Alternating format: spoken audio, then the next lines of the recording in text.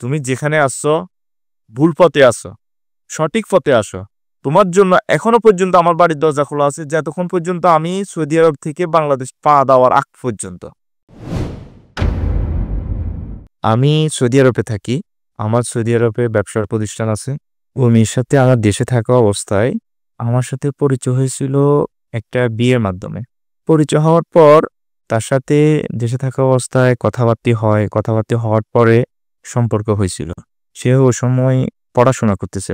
পরবর্তীতে 2 বছরের মতো যখন তার সাথে সম্পর্ক হয়, তার ফ্যামিলি ওই বিষয়টা জানার পরে তাদের সাথে সবকিছু মিটমাট বলি আমি যে এভাবে আমি আপনার মেয়েকে পছন্দ করি, তার সাথে আমার সম্পর্ক।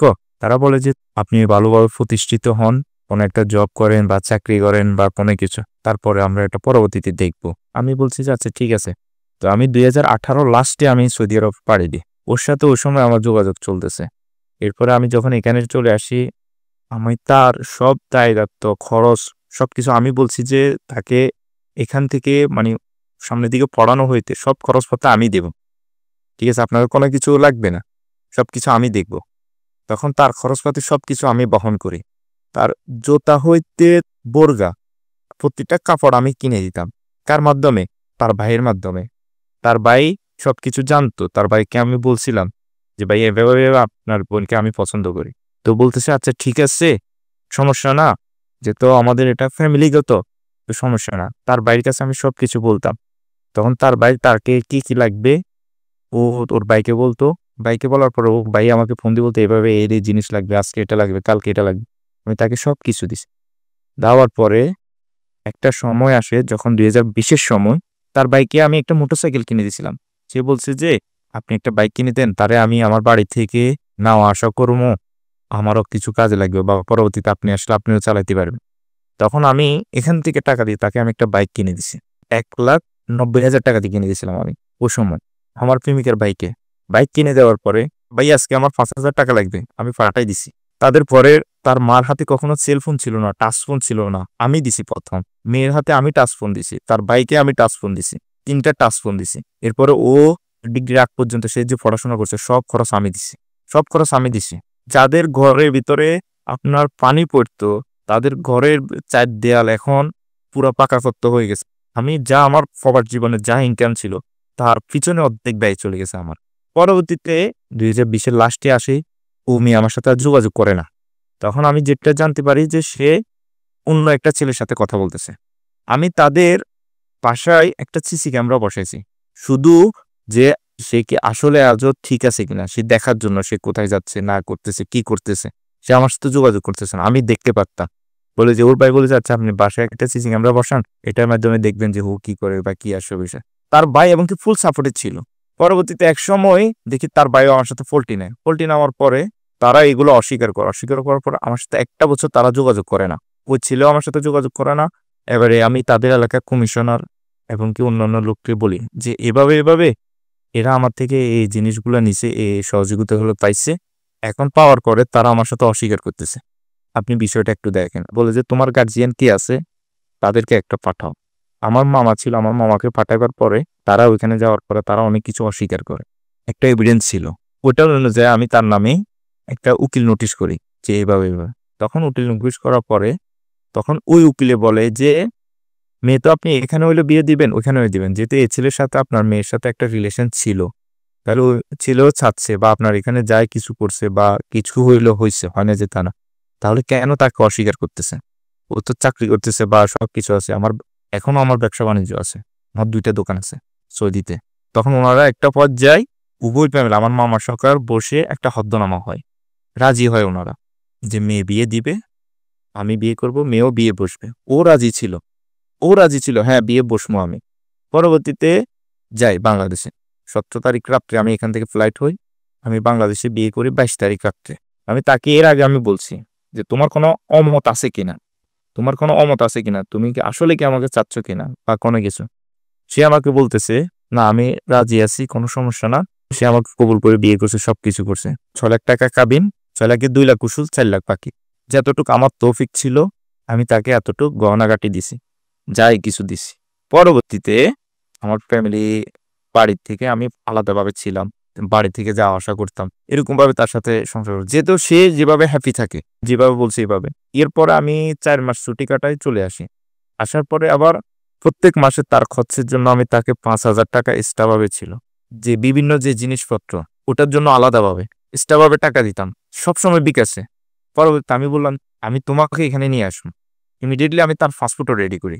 এর ভিতরে সে ওই ছেলের সাথে, যে ছেলের সাথে সে ওই সময় কথা বলছে, ওই ছেলের সাথে সে আরেকবার কথা বলে, যোগাযোগ করে। ওই ছেলের সাথে সে কন্টিনিউ সে যোগাযোগ আছে। আমি আসলে যেটা জানতাম না। পরবর্তীতে আমি তাকে যে সেল ফোনটা দিছি, ওই সেল ফোনের জিমেলটা আমার ছিল। দেখি যে সবসময় আমার ফোন নোটিফিকেশন আসে। তখন আমি ওই জিমেল অ্যাক্টিভ করার পর আমি দেখি যে সে এমনও কিছু ছবি ওই ছেলের কাছে আদান-প্রদান করছে, যেগুলো একটা স্বামী-স্ত্রীর ভিতরে থাকে। এরকম ভাবে পর্যায়ে চলে গেছে যে এত নিচু স্তরের ছবি ওই ছেলেকে দিছে। পরে সে আমার কাছে অস্বীকার যায়। পরবর্তীতে যখন আমি বলি যে আমার কাছে প্রমাণ আছে, প্রুফ আছে। এরপরে সে আমাকে বলে যে আমি ক্ষমা করে দেন, আমাকে ভুল হয়ে গেছে। আমার ক্ষমা করে দেন। আমি নেক্সট টাইম কিছু হইতো না। আপনি আমারে তাড়াতাড়ি করে নিয়ে যান। তো আমি বলছি যে নিয়ে যান বা তুমি যেটা করছো এটা কিভাবে তোমার ক্ষমা? তখন আমি তার ফ্যামিলিকে জানাই। দেখেন আপনার মেয়ে এই কাজ করতেছে। বিয়ে করছি আমি, সে আমার হালাল স্ত্রী, সে এখন এই কাজ করতেছে। ফ্যামিলি বলল যে তারে শাসন করলো, কেন এগুলো করতেছিস? ওটাও আমি মানিয়ে নিলাম। যেটা ঘটনা ঘটেছে ওটাও আমি মানিয়ে নিছি। মানিয়ে নেওয়ার পরে আমি যখন তাকে বলি যে আচ্ছা ঠিক আছে তুমি এখন চলে আসো, সে বলে যে না আমি এখন বিদেশ যাবো না, আমি এখন দেশের বাইরে যাবো না, আপনি আসেন। এটা নিয়ে সে টকঝক করে তারপর বাপের বাড়িতে সে ৭ মাস থাকে। ৭ মাস ধরে সে আসতেছে না। তখন আমি বাধ্য হয়ে কেন আপনারা মেয়ে দিচ্ছেন না, এই সমস্যা। তখন ওনারা এক পর্যায়ে যে রাজি হয়ে পরবর্তীতে মেয়েকে পাঠায়। সে গেছে আমার বাড়িতে। যাওয়ার পরে সে ওখানে ২ মাসের মতো থাকে। থাকার পরে তাকে আমি আবার তার বাপের বাড়িতে, আমি তার বাপের বাড়িতে পাঠাই। পাঠাবার পরে সে ওখানে থাকা অবস্থায় ওই ছেলের সাথে সে কন্টিনিউ যোগাযোগ করতেছে। তার ফ্যামিলি এগুলো জানে। তার ফ্যামিলি আমাকে বলে তুমি আমাদের মেয়েকে এতবার চার্জ করো কেন? তার ফ্যামিলির সাথে সে এগুলা নিয়ে ঝগড়া বাসাদ নিয়ে এসে আমার তার ফ্যামিলির সাথে যোগাযোগ বন্ধ করে দিছে। তার ফ্যামিলি কেউ আমার সাথে যোগাযোগ করতো না। সে কি করতেছে না করতেছে কিছুই আমি জানতাম না। ও আমাকে না বলে সে ডাক্তারখানার নাম দিয়ে ওই ছেলের সাথে সে ২ বার মিট করছে। সে জানতো যে আমি দেশে যাবো। এই কারণে সে ১২ তারিখে সকালবেলা সে ৮টা বাজে আমারও ফোন দিছে। এরপরে তারে আমি আর ফোন পাই না। ১১টার সময় থেকে তাকে আমি ফোন পাই না। তার ফ্যামিলিকে ফোন দিচ্ছি। তখন আমার মনে সন্দেহ হয়ে গেছে। এ কোথায় গেছে বা কি আসবে? তার ফ্যামিলিও ফোন দিচ্ছে, অমুকেরও ফোন দিচ্ছি। ফোন দেওয়ার পরে তারা বলে যে বাসায় নেই। আমি নাকি তাদের মেয়েকে অত্যাচার করছি, আমি নাকি তাদের মেয়েকে নির্যাতন করছি, যার কারণে মেয়ে পলাই গেছে। তারা অভিযোগ দিচ্ছে আমাকে, প্ল্যান দিচ্ছে আমার উপরে। তার কাছে আমার টাকা ছিল ৬ লাখ, গাড়ি বেচার টাকা, ইন টোটাল মিলে ৬ লাখ টাকা তার কাছে ছিল। আমার স্বর্ণ এবং কি অলংকার নিয়ে এগুলা সে নিয়ে চলে গেছে তার বাপের বাড়িতে। এটা আমি কবে জানছি? যখন সে চলে যাওয়ার পরে, যখন আমি আমার আম্মুকে বলি আম্মা আমার ড্রয়ারটা দেখেন, আমার ড্রয়ারে টাকা পয়সা ঠিকমতো আছে কিনা বা অন্যান্য জিনিসপত্র আছে কিনা। পরবর্তীতে আমি জানতে পারি যে আমার এখানে কিছুই নেই। এখানে এই সবগুলো জিনিস সে আগে সরাই ফেলছে, নিয়ে গেছে। নিয়ে যাওয়ার পরে ওইখান থেকে সে প্ল্যান প্রোগ্রাম করে সে ওই ছেলের হাত ধরে চলে গেছে। যাওয়ার পরে আমি তখন তার খোঁজ নিই। খোঁজ নেওয়ার পরে তার ফ্যামিলি বলে যে তার খোঁজ নেওয়ার দরকার নাই, আমরা এই মেয়ে চাই না। তার ফ্যামিলি বলে আমি কই অবশ্যই দরকার আছে। কেন দরকার নাই? সে কি আসলে কিডন্যাপ হয়েছে না কি হয়েছে এটা অবশ্যই জানা দরকার। তখন আমি থানাতে তারা জিডি করে। আমার বিরুদ্ধে, আমার অত্যাচারে নাকি মেয়ে চলে গেছে, আমার অত্যাচারে নাকি মেয়ে পালাই গেছে। তাদের মেয়ে যে অন্যায় করছে ওগুলো ওরা বলতেছে না।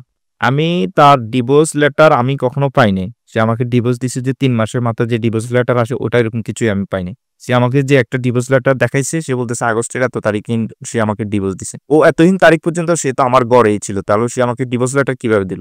এটা একটা কথা।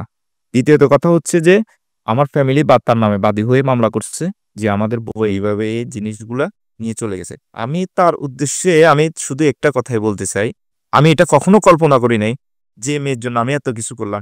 আমি তাকে মুখ কাতে গিয়ে শুধু আল্লাহর কাবাগর ধরে শুধু এরকম ভাবে বলছি ২টা হাত উঠাই যে আল্লাহ, হে আমারে যেরকম ভাবে আমি তার অন্ধর মতো বিশ্বাস করছি, সে আমারে যেরকম ভাবে ঠকাইছে, আল্লাহ সে যেতে এরকম ভাবে ঠকে যায়। আমি তো আল্লাহ এত কিছু করছি, সে আমার বুকে ছুরি মারি দিয়ে সে অন্যের বুকে যায় ছুঁড়েছে। আমার অন্তর ক্ষতবত করে দিছে সে। আমার অন্তরটারে সে ক্ষতবত করে দিছে। যেটা কখনো মানে একটা মানুষ মানুষের সাথে করতে পারে না। তাকে আমি অন্ধের মতো বিশ্বাস করতাম, সে আমাকে অন্ধের মতো সে ঠকাই গেছে। আমার টাকা পয়সা নিয়েছে ওটা তো আমার আফসোস নাই। কিন্তু আমি তো আমার যাই মানুষটারে বিশ্বাস করতাম, যে ভালোবাসা ছিল, যে স্মৃতিগুলা, এগুলো আমার ব্রেন থেকে বার হচ্ছে না। আমি আজকে ২০টা ২৫টা দিন আমি আমার ব্যবসা প্রতিষ্ঠানে আমি বসতে পারতেছি না, কোনো কাজকর্ম করতে পারতেছি না। তাকে আমি আমার মাইন্ডের থেকে আমি আলাদা করতে পারতেছি না। তো ওরে বলতেছি, তুমি শুনো, তুমি এটা মাথায় রাখিও, আল্লাহ ছাড়ি দেয় না। তুমি কিভাবে ভাবলা যে তুমি আমারে আঘাত দিলা, যে কষ্ট দিলা, তুমি অন্যজনের কাছে যে সুখী হয়ে যাবা?